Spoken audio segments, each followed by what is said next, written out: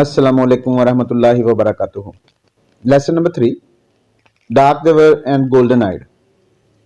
Written by Ray Bradbury. Read by Muhammad Afzal for first year students. The rocket metal cooled in the meadow winds.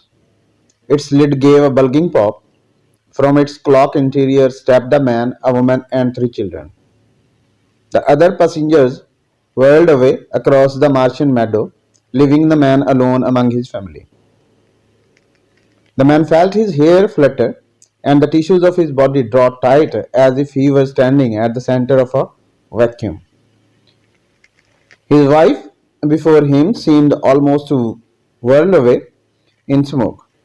The children, small seeds, might at any instant be sown to all the Martian climes. The children looked up at him as people look to the sun to tell what time of their life it is. His face was cold. "What's wrong?" asked his wife. "Let's go back on the rocket." "Go back to the earth?" "Yes, listen." The wind blew as if to flake away their identities. At any moment, the Martian air might draw his soul from him as marrow comes from a white bone. He felt submerged in a chemical that could dissolve his intellect and burn away his past. They looked at the Martian hills that time had worn with a crushing pressure of years. They saw the old cities lost in their meadows, lying like children's delicate bones among the blowing lakes of grass. "Chin up, Harry," said his wife. "It's too late. We have come over 60 million miles." The children with their yellow hair hollered at the deep dome of Martian sky. There was no answer but the racing hiss of the wind through the stiff grass. He picked up the luggage in his cold hand. "Here we go," he said. A man standing on the edge of a sea, ready to wade in and be drowned. They walked into the town. Their names were Bittering, Harry and his wife, Cora, Dane, Laura, and David. They built a small white cottage and ate good breakfast there, but the fear was never gone. It lay with Mr. Bittering and Mrs. Bittering, a third unbidden partner at every midnight talk, at every dawn awakening. "I feel like a salt crystal," he said, "in a mountain stream being washed away. We don't belong here. We are Earth people. This is Mars. It was meant for the Martians. For heaven's sake, Cora, let's buy a ticket for home." But she only shook her head. "One day the atom bomb will fix the Earth. Then we'll be safe here." Safe and insane. Nonsense. Mr. Bittering looked out of the windows. "We are clean, decent people." He looked at his children. "All dead cities have some kinds of ghosts in them.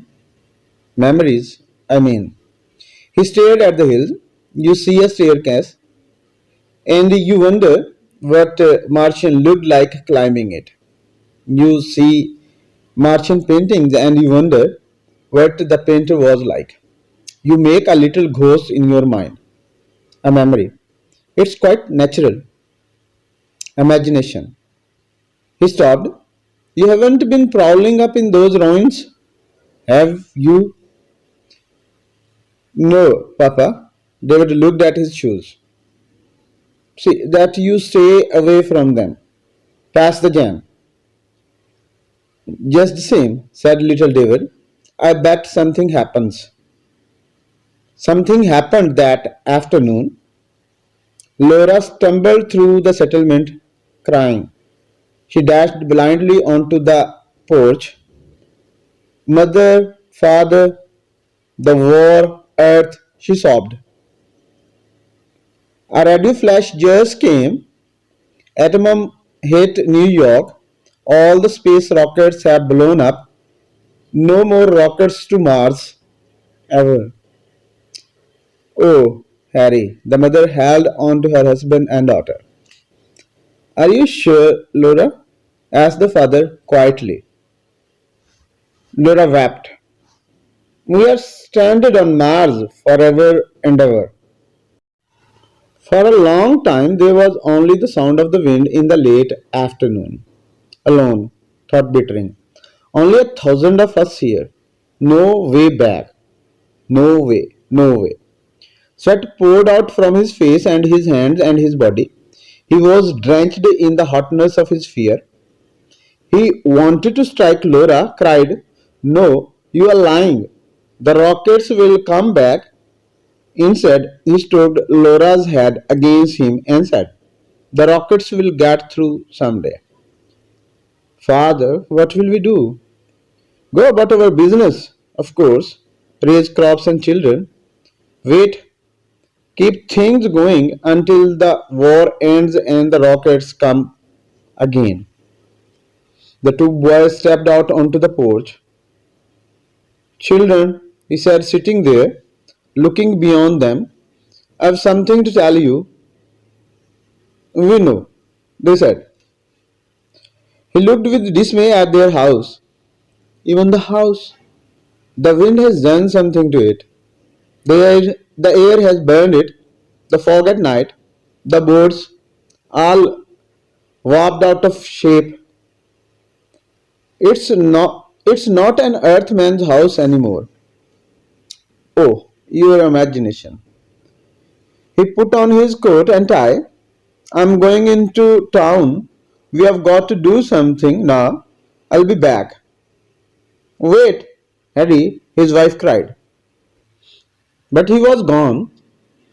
In town, on the shadowy steps of the grocery store, the men sat with their hands on their knees, conversing with great leisure and ease. Mr. Bittering wanted to fire a pistol in the air. "What are you doing, you fools?" he thought. "Sitting here, you have heard the news.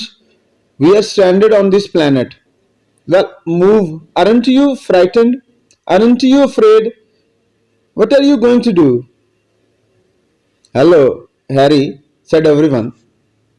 "Look," he said to them, "you did hear the news the other day, didn't you?"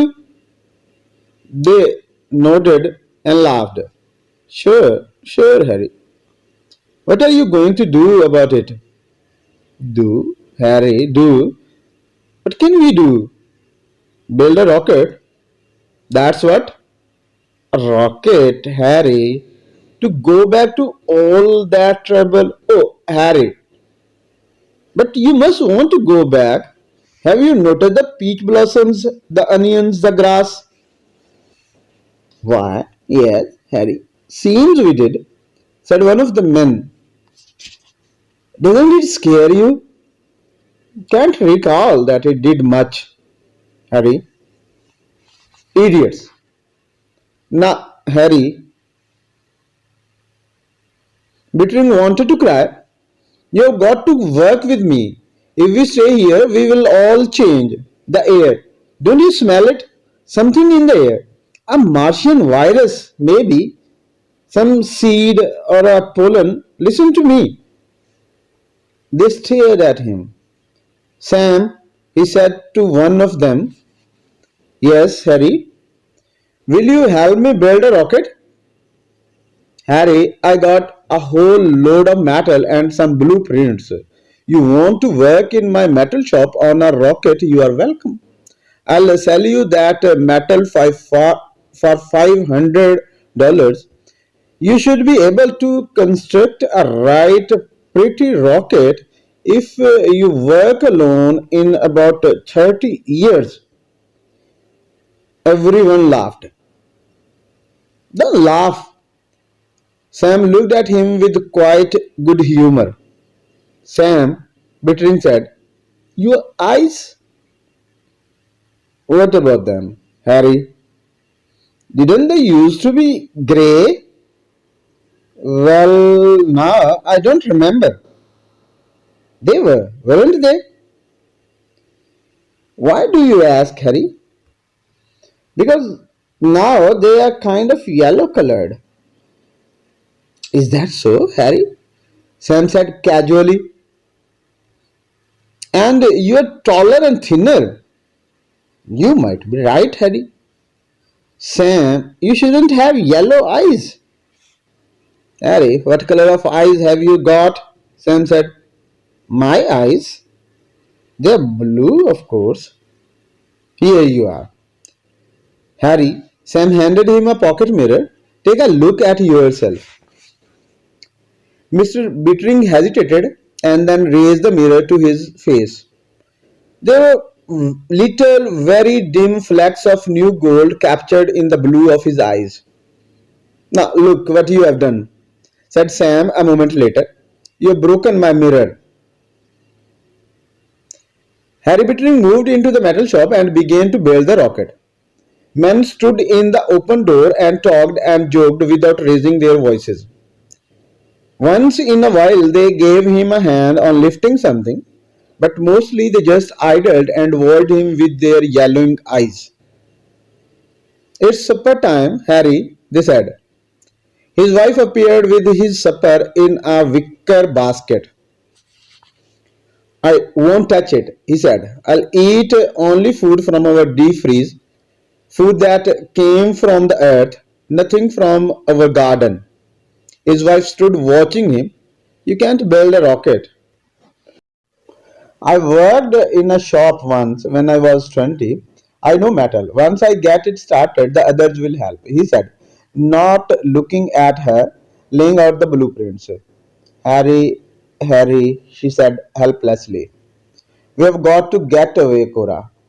We have got to. Summer burned the canals dry. Summer moved like flames upon the meadows. In the empty earth settlement, the painted houses flaked and peeled. Rubber tires upon which children had swung in the backyards hung suspended like stopped clock pendulums in the blazing air. At the metal shop, the rocket frame began to rust. In the quiet autumn, Mr. Bittering stood, very dark now, very golden eyed, upon the slope above his villa, looking at the valley. It's time to go back, said Cora. Yes, but we are not going, he said quietly. There is nothing anymore. Your books, she said, your fine clothes. The town is empty. No one is going back, he said. There is no reason to, none at all. The daughter wove pastries and the sons played songs on the ancient flutes and pipes, their laughter echoing in the marble village. Mr. Bittering gazed at the earth settlement far away in the low valley. Such odd, such ridiculous houses the earth people built. They didn't know any better, his wife mused. Such ugly people. I'm glad they're gone. They both looked at each other, startled by all they had just finished saying. They laughed.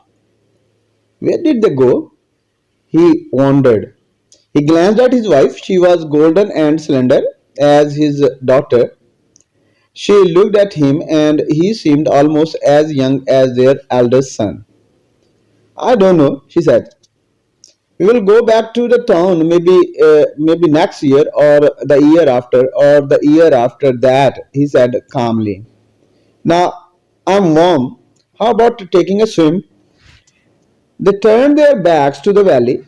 Arm in arm, they walked silently down a path of clear running spring water. 5 years later, a rocket fell out of the sky. It lay steaming in the valley. Men leaped out of it, shouting, we have won the war on the earth. We are here to rescue you. Hey. But the American built town of cottages, peach trees, and theaters was silent. They found a flimsy rocket frame rusting in an empty shop. The rocketmen searched the hills. The captain established headquarters in an abandoned bar. His lieutenant came back to report. The town is empty, but we found the native life in the hills, sir. Dark people, yellow eyes, the Martians, very friendly. We talked a bit, not much. They learn English fast. I'm sure our relationship will be most friendly with them, sir. Dark. Mused the captain. How many? Six, 800. I would say. Living in those marble ruins in the hills, sir. Tall, healthy, beautiful woman. Did they tell you what became of the men and women who built this earth settlement, Lieutenant? They hadn't the foggiest notion of what happened to this town or its people. Strange. You think those Martians killed them? They look surprisingly peaceful. Chances are a plague did this town in, sir. Perhaps, I suppose this is one of those mysteries we'll never solve. One of those mysteries you read about. End of lesson 3, read by Muhammad Afzal for first year students.